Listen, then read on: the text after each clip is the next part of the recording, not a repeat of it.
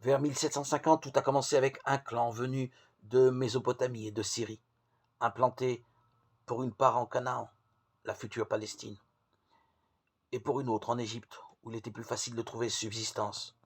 Des sanctuaires gardent le souvenir du passage des ancêtres, surtout du premier, Abraham. Qu'a-t-il vécu au juste?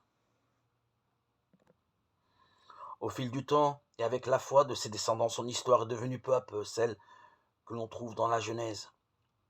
Ce qu'elle est devenue, ainsi l'emportant sur ce qui s'est passé et qui nous échappe.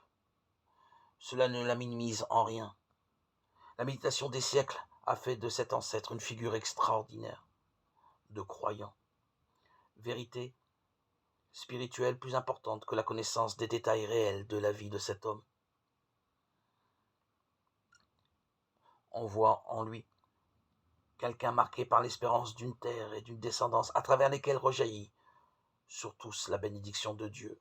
Genèse 12, 1, 4.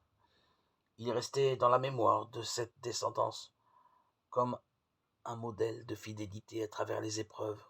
Lettre aux Hébreux 11, 8, 9. Et il est reconnu comme père dans la foi, non seulement par le chrétien, mais aussi par les juifs et les musulmans.